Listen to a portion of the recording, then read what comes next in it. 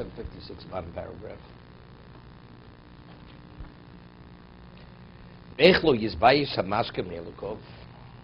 How could an intelligent person not be embarrassed from his God? That his decree is in place, is enduring. Hamashkif olav tomid, who continuously gaze upon him. Lo terdeu mimenu tirda, nothing will distract Hashem from carrying out his decree. Lo yimneu mimenu moneh, nothing will prevent Hashem from issuing the decree. Lo yirov lo yifchad minoncho, and he's not fearful or afraid of the punishment. V'yamreu, and he will defy him. V'yodeshu mashkif olav broad niglev nistoro, and you defy him, although you know that he sees the obvious and even what's concealed. And the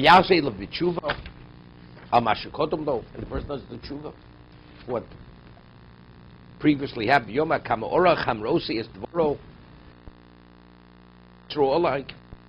says, how long have I been defying him? Yeah? And he continued to shield me.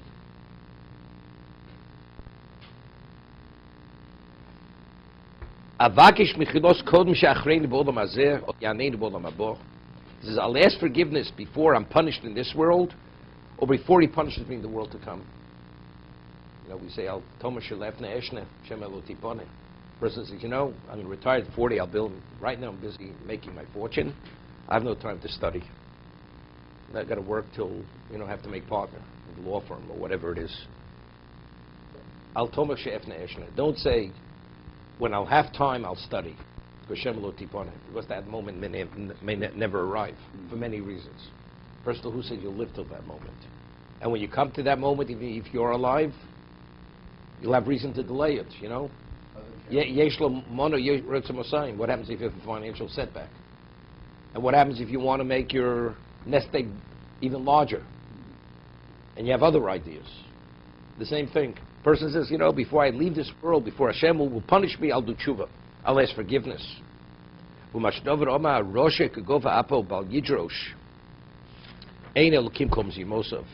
Says, the wicked man in his haughtiness, it's interesting, does not inquire all his evil thoughts are, there is no God.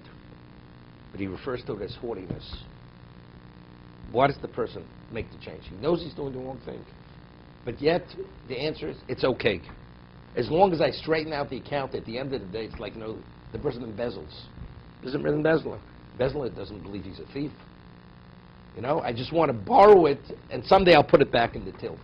Or they never put it back in the till. Because the hole just keeps getting deeper.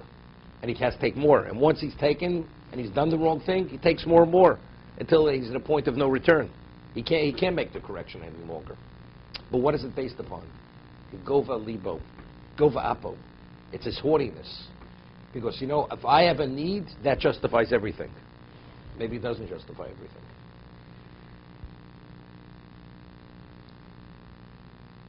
Bal Yidrosh.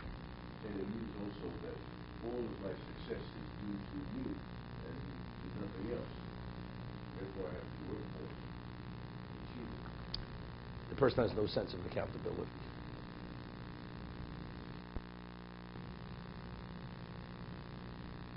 The key is that you have a sense of accountability. Doesn't the person steal in a situation where he'll be prosecuted? Because it's not worth it. It's not worth it. Right? The consequence is not worth it. Whatever I do, if that's what I have to pay, it's not worth it. So, but let's say the government, you're able to do the perfect crime. The person will be more tempted to do that. Because the whole issue is, it's not worth it. But if that is not part of the equation, so with Hashem, you say, I've been getting away with it half of my life, you know, and it pays off. So why not continue? So evidently, it is worth it. But what about ultimately? I know God doesn't forget. Okay, we'll straighten out the account before I check out. For checkout time, I'll pay the bill for checkout time. If you have the means and you have the ability, that's what he says. So why don't you take that into account? Because you're self-absorbed. It's only you and nobody but you. God doesn't exist for all intents and purposes.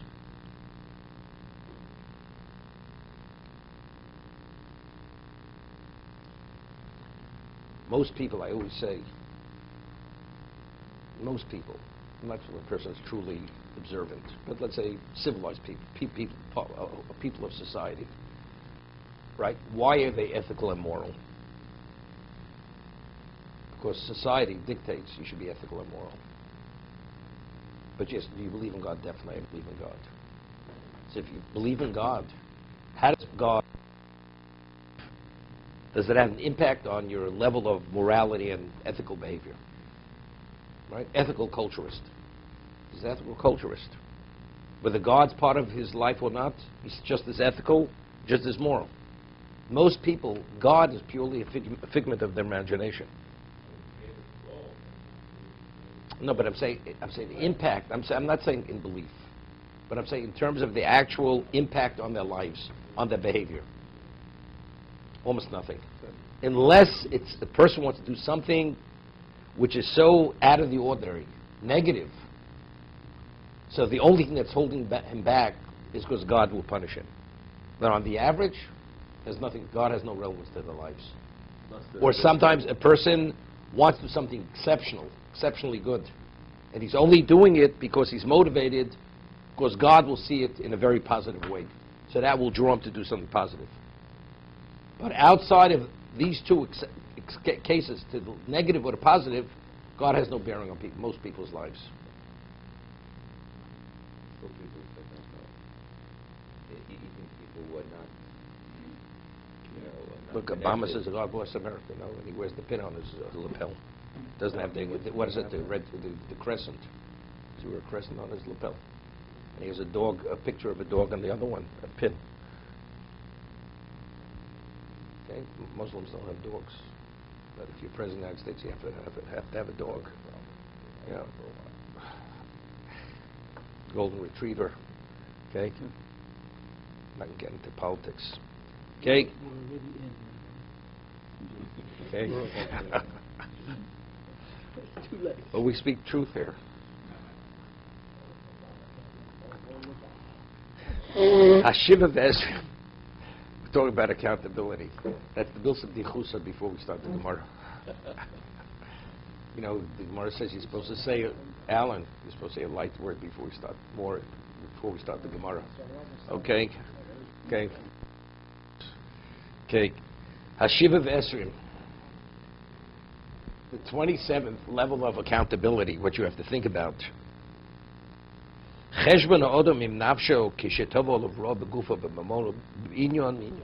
God forbid, when something misfortune befalls a person, his physicality, his possessions, or something which relates to his life, we really, this is where we left off.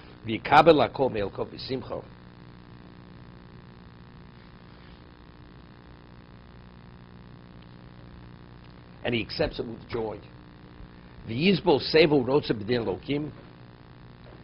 he is willing to tolerate the pain, the suffering, and he wants God's judgment. As a result of the suffering, he doesn't get angry. You know the cases, and there was somebody here many years ago that he told me that he had suffered a personal tragedy, terrible tragedy, and he was at the Kosel. And he told me he pounded on the Kosel, screaming at God. Why did was the son? He was 20 years old. And he was pounding. He says his pain was so overwhelming, just couldn't deal with it. And out of anger, he was pounding on the wall. That's it. So, lo sevel miskatziv el gzeiroso.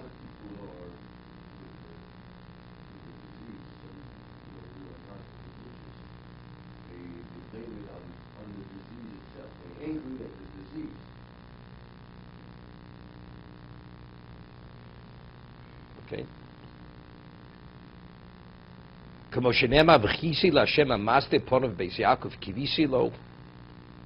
I wait for Hashem who conceals his face from Beis Yaakov v'kivisilo, and I hope for him.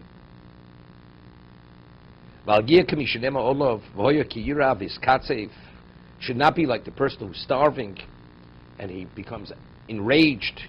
V'kilo b'malko, when he curses his king, ube'lakov, ufonu l'malo, curses the king and God. They're like, why is my predicament so painful? Should not be that kind of person. Most people, unfortunately, Baruch Hashem, aren't to this extreme. Simcha is already an exceptional level.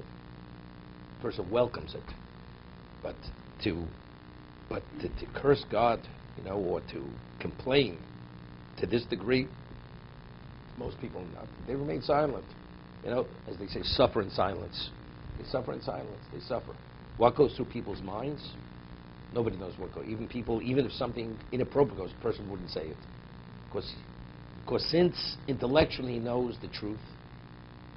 But again, you have what you know, person has, and what they feel. It's two different things. What you know, what you feel. Because pain is pain, and knowing is knowing. It's two separate aspects of the human being's being, and you have to somehow reconcile the two. Eventually, as they say, time heals. You're able to reconcile the pain with what you know. But getting angry with God is a recognition of God. A recognition that God runs the world. A person is starving. Do you go and scream at the homeless guy in the street?